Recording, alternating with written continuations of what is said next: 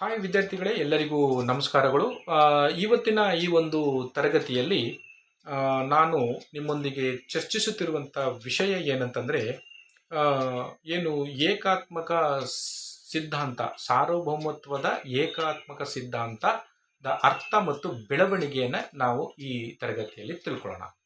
ನಾವು ಕಳೆದ ತರಗತಿಯಲ್ಲಿ ಏಕಾತ್ಮಕ ಸಾರ್ವಭೌಮತ್ವದ ಏಕಾತ್ಮಕ ಸಿದ್ಧಾಂತ ಏನಿದೆಯೋ ಇದರ ಒಂದು ಹಿನ್ನೆಲೆಯನ್ನು, ಅದರ ವಿಕಾಸವನ್ನು ನೋಡ್ಕೊಂಡು ಬಂದ್ವಿ. ಹೇಗೆ ಅದು ಏನನ್ನು ಪ್ರತಿಪಾದನೆ ಮಾಡುತ್ತೆ ಅನ್ನೋದ್ರ ಬಗ್ಗೆ ನಾವು ಅದರ ಒಂದು ಪರಿಚಯವನ್ನು ಕೂಡ ನಾವು ಕಳೆದ ತರಗತಿಯಲ್ಲಿ ಮಾಡ್ಕೊಂಡ್ವಿ. ಈ ತರಗತಿಯಲ್ಲಿ ನಾವು ಈ ಸಾರ್ವಭೌಮತ್ವದ ಏಕಾತ್ಮಕ ಸಿದ್ಧಾಂತದ ಅರ್ಥ ಮತ್ತು ಬೆಳವಣಿಗೆಯನ್ನು ನಾವು ತಿಳ್ಕೊಳ್ಳೋಣ. ಇದರಲ್ಲಿ ಎರಡು ವಿಷಯಗಳು ಬರ್ತವೆ, ಅರ್ಥ ಮತ್ತು ಬೆಳವಣಿಗೆ.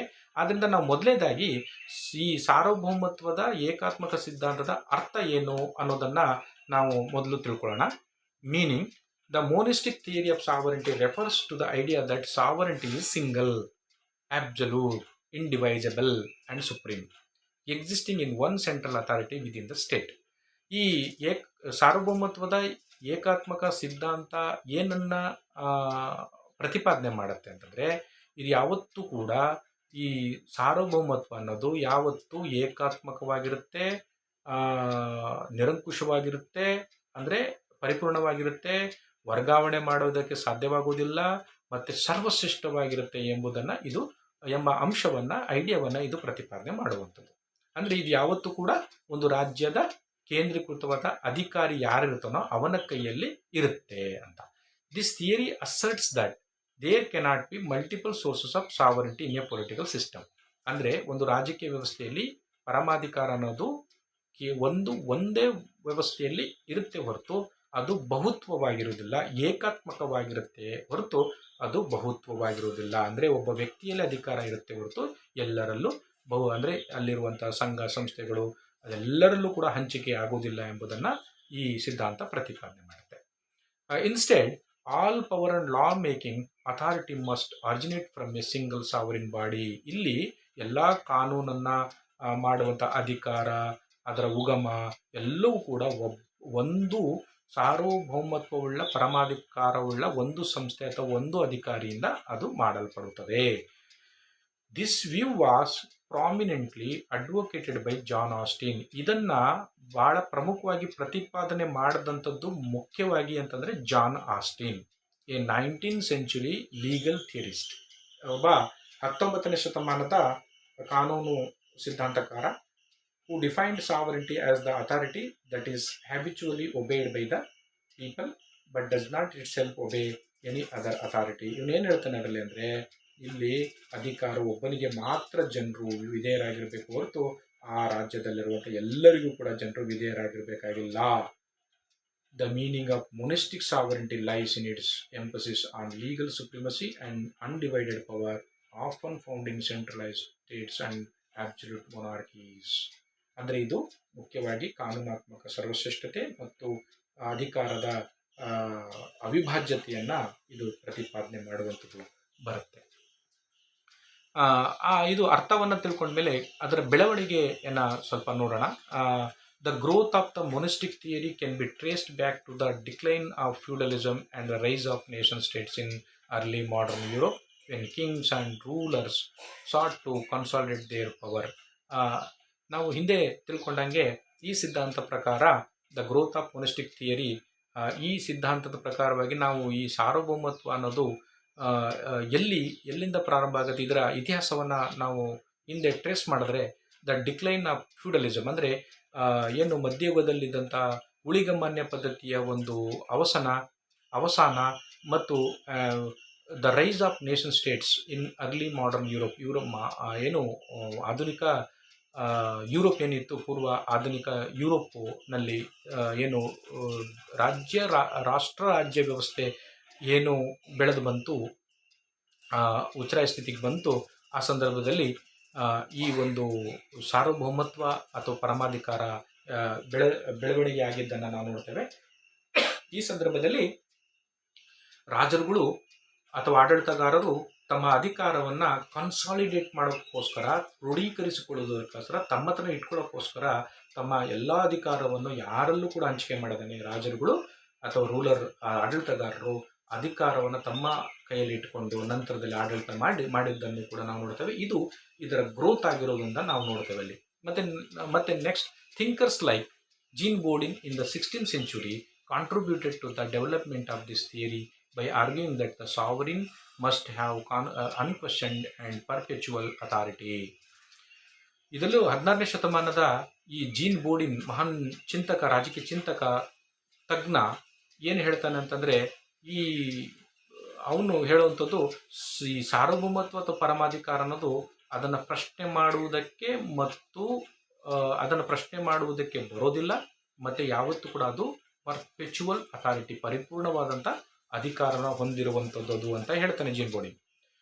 ಡ್ಯೂರಿಂಗ್ ದಿಸ್ ಪೀರಿಯಡ್, ಈ ಅವಧಿಯಲ್ಲಿ, the need for strong centralised control to maintain law and order for the strengthen the appeal of monistic sovereignty. ಈ ಸಮಯದಲ್ಲಿ ತಮ್ಮ ಅಧಿಕಾರವನ್ನು ಕೇಂದ್ರೀಕರಿಸಿಕೊಳ್ಳುವುದಕ್ಕೆ, ಕಂಟ್ರೋಲ್ ಮಾಡುವುದಕ್ಕೆ, ಕಾನೂನು ಸುವ್ಯವಸ್ಥೆಯನ್ನು ಕಂಟ್ರೋಲ್ ಮಾಡಿ ನಿಯಂತ್ರಿಸುವುದಕ್ಕೆ, ಅದನ್ನು ಸ್ಟ್ರೆಂಥನ್ ಮಾಡುವುದಕ್ಕೆ ಈ ಮೋನಿಸ್ಟಿಕ್ ಥಿಯರಿ ಅನ್ನೋದು ಸಹಾಯ ಮಾಡ್ತು ಅನ್ನೋದನ್ನು ನಾವು ನೋಡ್ತೇವೆ. Litre in the 19th century, 19ನೇ ಶತಮಾನದ ನಂತರ, legal positivists like Austin expanded the theory by removing moral or religious justification and defining sovereignty strictly in legal terms. ನಂತರದಲ್ಲಿ 19ನೇ ಶತಮಾನದಲ್ಲಿ ಲೀಗಲ್ ಪಾಸಿಟಿವಿಸ್ಟ್ ಆದಂಥ ಆಸ್ಟಿನ್, ಕಾನೂನಿನ ಸಾರ್ವಭೌಮತ್ವವನ್ನು ಪ್ರತಿಪಾದನೆ ಮಾಡಿದಂಥ ಆಸ್ಟಿನ್ ಈ ಸಿದ್ಧಾಂತವನ್ನು ಇನ್ನೂ ಎಕ್ಸ್ಪ್ಯಾಂಡ್ ಮಾಡಿ ಈ ಒಂದು ಪರಿಕಲ್ಪನೆಯಲ್ಲಿ ಸಾರ್ವಭೌಮತ್ವ ಅಥವಾ ನಾಗರಿಕತ್ವ ಅಂತ ಏನಿದೆಯೋ ಇದರಲ್ಲಿ ನಾವು ನೈತಿಕತೆ ಅಥವಾ ಧರ್ಮವನ್ನು ಜಸ್ಟಿಫೈ ಮಾಡೋಕ್ಕೆ ಬರೋದಿಲ್ಲ, ಇದನ್ನು ಸಂಪೂರ್ಣವಾಗಿ ಅದರಿಂದ ತೆಗಿಬೇಕು ಅನ್ನೋದನ್ನು ಅವನು ಪ್ರತಿಪಾದನೆ ಮಾಡ್ತಾನೆ. ಅದರಿಂದ ಸಾರ್ವಭೌಮತ್ವ ಅಥವಾ ಪರಮಾಧಿಕಾರದಿಂದ ಅವನೇನು ಮಾಡ್ತಾನೆ, ನೈತಿಕತೆ ಮತ್ತು ಧರ್ಮವನ್ನು ತೆಗಿತಾನೆ. And defining sovereignty strictly in legal terms. ಆದ್ದರಿಂದ ಅವನ ನಂತರದಲ್ಲಿ ಸಾವರಿಂಟಿಯನ್ನು ಕಾನೂನಿನ ದೃಷ್ಟಿಕೋನದಲ್ಲಿ ಕಾನೂನಿಗೆ ಅದು ಗಟ್ಟಿಯಾಗಿ ನಿಲ್ಲುವಂತೆ, ಅದರ ಪ್ರಕಾರವಾಗಿ ನಡೆಯುವಂತೆ ಅವನು ಅದನ್ನು ವಿಶ್ಲೇಷಿಸ್ತಾನೆ. ನಂತರದಲ್ಲಿ, however, in the 20th and 21st centuries, the monistic theory has been increasingly challenged by the realities of democracy, federalism, international law, and globalization, all of which recognize the diffusion and limitation of sovereign power. ಆಗಿದ್ರೂ ಕೂಡ 20 ಮತ್ತು 21ನೇ ಶತಮಾನ ಏನಿದೆ ಈಗ ಈ ಮೋನಿಸ್ಟಿಕ್ ಥಿಯರಿಯನ್ನು ನಾವು ನೋಡಿದಾಗ, ಸಾರ್ವಭೌಮತ್ವದ ಏಕಾತ್ಮಕ ಸಿದ್ಧಾಂತವನ್ನು ತೆಗೆದುಕೊಂಡು ನೋಡಿದಾಗ ಅದು ಹಲವಾರು ಅಂಶಗಳಿಂದ ಸವಾಲನ್ನು ಎದುರಿಸ್ತಾ ಇರುವಂಥದ್ದು. ಈ ಸಿದ್ಧಾಂತ, ಏಕಾತ್ಮಕ ಸಿದ್ಧಾಂತ ಏನಿದೆ, ಹಲವಾರು ಅಂಶಗಳಿಂದ ಅದು ಸವಾಲನ್ನು ಎದುರಿಸ್ತಾ ಇದೆ. ಆ ಸವಾಲುಗಳು ಏನು? ಒಂದು, ಈಗ 21ನೇ ಶತಮಾನದಲ್ಲಿ ಸರಿಸುಮಾರು ರಾಷ್ಟ್ರಗಳೆಲ್ಲವೂ ಕೂಡ, ಕೆಲವು ರಾಷ್ಟ್ರಗಳ ಹೊರತುಪಡಿಸಿದರೆ ಎಲ್ಲ ಪ್ರಜಾಪ್ರಭುತ್ವವನ್ನು ಹೊಂದಿರುವಂಥ ರಾಷ್ಟ್ರಗಳು, ಒಂದೇ ಅಂಶ. ಇನ್ನೊಂದು, ಈ ಸಿದ್ಧಾಂತಕ್ಕೆ ಒಂದು ಚಾಲೆಂಜ್ ಆಗಿ ನಿಂತಿರುವಂಥದ್ದು ಫೆಡರಲಿಸಮ್, ಸಂಯುಕ್ತಾತ್ಮಕ ಪದ್ಧತಿಗಳು. ಒಂದೇ ದೇಶದಲ್ಲಿ ಒಂದು ಕೇಂದ್ರ ಸರ್ಕಾರ, ರಾಜ್ಯ ಸರ್ಕಾರಗಳು, ಅದರ ಕೆಳಗಡೆ ಉದಾಹರಣೆ ಭಾರತದಂಥ ದೇಶಗಳನ್ನು ತೆಗೆದುಕೊಂಡು ನೋಡಿದಾಗ, ಭಾರತ ಸರ್ಕಾರ ಒಂದಾದರೆ ಅದರೊಳಗಡೆ ಇನ್ನೂ ಸುಮಾರು 28 ರಾಜ್ಯಗಳು ಬರ್ತವೆ. 28 ರಾಜ್ಯಗಳು ಸ್ವತಂತ್ರವಾಗಿ ಅವ್ರದೇ ಅಧಿಕಾರವನ್ನು ಚಲಾವಣೆ ಮಾಡುವಂಥದ್ದು. ಅಷ್ಟಕ್ಕೆ ಸೀಮಿತ ಆಗೋದಿಲ್ಲ. ರಾಜ್ಯ ಎಲ್ಲವನ್ನು, ಆ ರಾಜ್ಯದ ಎಲ್ಲ ವರ್ಗವನ್ನು ಇವನ್ನ ಕಂಟ್ರೋಲಕ್ಕೆ ತಗೊಳಕ್ಕಾಗೋದಿಲ್ಲ, ಕೆಲಸ ಕಾರ್ಯಗಳು ಮಾಡೋದು. ಆದ್ದರಿಂದ ನಾವೇನು ಮಾಡಿದ್ವಿ, ಆಡಳಿತದ ಅನುಕೂಲತೆಗೋಸ್ಕರ ಇನ್ನು ಜಿಲ್ಲಾ ಮಟ್ಟದಲ್ಲಿ ಜಿಲ್ಲಾ ಪಂಚಾಯತ್ ಅವ್ರ ಕೈಲೂ ಆಗೋದಿಲ್ಲ ಅಂತ ಹೇಳ್ಬಿಟ್ಟು ತಾಲೂಕು ಮಟ್ಟ ತಾಲೂಕು ಪಂಚಾಯಿತಿ, ಅದ್ರ ಕೈಲಿಂದ ಸಾಧ್ಯ ಇಲ್ಲದ ಕೆಲಸವನ್ನು ಗ್ರಾಮ ಮಟ್ಟದಲ್ಲಿ ಗ್ರಾಮ ಪಂಚಾಯಿತಿಯಿಂದ ಅಧಿಕಾರವನ್ನು ನಾವೇನು ಮಾಡಿದ್ವಿ, ಇಲ್ಲಿ ವಿಕೇಂದ್ರೀಕರಣವನ್ನು ಗೊಳಿಸಿದ್ದೇವೆ. ಈಗಿನ ಒಂದು ಶತಮಾನ ಏನಿದೆ, ಅಧಿಕಾರದ ವಿಕೇಂದ್ರೀಕರಣ ಮಾಡುವಂಥದ್ದು. ಉದಾಹರಣೆ ಭಾರತವನ್ನು ತೆಗೆದುಕೊಂಡ ನಾನು ಇದನ್ನು ಹೇಳಿದೆ. ಇಲ್ಲಿ ನಾವು ಒಂದೇ ಕೇಂದ್ರ ಸರ್ಕಾರದಲ್ಲಿ, ಕೇಂದ್ರ ಮಟ್ಟದಲ್ಲಿ ಮಾತ್ರ ಸಾರ್ವಭೌಮತ್ವ ಇದೆ ಅನ್ನೋದನ್ನು ನಾವು ಫೆಡರಲಿಸಮ್ನಲ್ಲಿ ನಾವು ನೋಡೋಕ್ಕೆ ಸಾಧ್ಯ ಇಲ್ಲ. ಉದಾಹರಣೆ ಅಮೆರಿಕನು ಕೂಡ ಪ್ಯೂರ್ಲಿ ಫೆಡರಲಿಸಮ್ ಇದೆ, ಅಲ್ಲೂ ಕೂಡ ನಾವು ಇದನ್ನು ಪರಿಗಣಿಸಲಾಗೋದಿಲ್ಲ. ಆದ್ದರಿಂದ ಸಾರ್ವಭೌಮತ್ವ ಅನ್ನೋದು ಎಕ್ಸ್ಕ್ಲೂಸಿವ್ಲಿ ಒಂದೇ ವ್ಯಕ್ತಿ ಅಥವಾ ಒಂದೇ ಸರ್ಕಾರದ ಕೈಯಲ್ಲಿ ಇದೆಯಾ ಅನ್ನೋದು ಆಗೋದಿಲ್ಲ. ಯಾಕಂದರೆ ಅದಕ್ಕೆ ಚಾಲೆಂಜ್ ಆಗಿ ಈಗ ಫೆಡರಲಿಸಮ್ ಕೂಡ ಇದೆ, ಮತ್ತು ಇಂಟರ್ನ್ಯಾಷನಲ್ ಲಾ. ಮೂರನೇ ಪಾಯಿಂಟ್ ಚಾಲೆಂಜ್ ಮಾಡುವಂಥದ್ದು ಈ ಮೊನಿಸ್ಟಿಕ್ ಥಿಯರಿಗೆ ಇಂಟರ್ನ್ಯಾಷನಲ್ ಲಾ, ಅಂತಾರಾಷ್ಟ್ರೀಯ ಕಾನೂನುಗಳೇನಿದೆ ಅದು ಕೂಡ ಇದಕ್ಕೆ ಚಾಲೆಂಜ್ ಮಾಡುವಂಥದ್ದು. ನಾವು ಅಂತಾರಾಷ್ಟ್ರೀಯ ಕಾನೂನು ಅನುಗುಣವಾಗಿ ಕೆಲವು ಸಂದರ್ಭಗಳಲ್ಲಿ ನಾವು ನಡ್ಕೊಳ್ಬೇಕಾಗತ್ತೆ. ಆ ಸಂದರ್ಭದಲ್ಲಿ ನಾವು ನಮ್ಮ ಸಾರ್ವಭೌಮತ್ವ ಮತ್ತು ಪರಮಾಧಿಕಾರವನ್ನು ಬಿಟ್ಕೊಡ್ಬೇಕಾಗತ್ತೆ. ನಂತರದಲ್ಲಿ ಗ್ಲೋಬಲೈಸೇಷನ್ ಬಹಳ ಮುಖ್ಯವಾಗಿ ಈ ಏಕಾತ್ಮಕ ಸಿದ್ಧಾಂತಕ್ಕೆ ಚಾಲೆಂಜ್ ಮಾಡುವಂಥ ಒಂದು ಅಂಶ ಏನಂತಂದರೆ ಗ್ಲೋಬಲೈಸೇಷನ್ ಅಂದರೆ ಜಾಗತೀಕರಣ. ನಾನು ಹಿಂದೆನೇ ಹೇಳ್ದಂಗೆ ಈ ಜಾಗತೀಕರಣ ಬಂದ ನಂತರದಲ್ಲಿ ಇಡೀ ಜಗತ್ತು ಒಂದು ಗ್ಲೋಬಲ್ ವಿಲೇಜ್ ಆಗಿದೆ ಅಂತ, ಜಾಗತಿಕ ಹಳ್ಳಿ ಗ್ರಾಮ ಅಂತ ನಾವು ಅದನ್ನು ಕರಿತೀವಿ. ಅಂದರೆ ಜಗತ್ತಿನ ಯಾವುದೇ ವ್ಯಕ್ತಿಗಳು, ಯಾವುದೇ ಸಂಸ್ಥೆ, ಯಾವುದೇ ಕಂಪ್ನಿಗಳು ಎಲ್ಲವೂ ಕೂಡ ವ್ಯಾಪಾರ ವಹಿವಾಟು ಎಲ್ಲವೂ ಕೂಡ ಮುಕ್ತವಾಗಿ ನಡೆಯುವಂಥದ್ದು ಇದೆ. ಆದ್ದರಿಂದ ನಾವು ಈ ಒಂದು ಯುಗದಲ್ಲಿ ನಾವು ಅದನ್ನು ನಿಯಂತ್ರಣ ಮಾಡುವುದಕ್ಕೆ ಸಾಧ್ಯ ಆಗುವುದಿಲ್ಲ. ನಿಯಂತ್ರಣ ಮಾಡುವುದಕ್ಕೆ ಹೋದರೆ ನಮ್ಮ ದೇಶ ರಾಷ್ಟ್ರಗಳು ಅಥವಾ ಬೇರೆ ಇತರೆ ದೇಶಗಳು ಅದು ಅಭಿವೃದ್ಧಿ ಸಾಧಿಸೋಕ್ಕೆ ಸಾಧ್ಯ ಆಗೋದಿಲ್ಲ. ಉದಾಹರಣೆಗೆ ಭಾರತ 1991ರಲ್ಲಿ ಏನು ಗ್ಲೋಬಲೈಸೇಷನ್ LPGಗೆ ಲಿಬರಲೈಸೇಷನ್,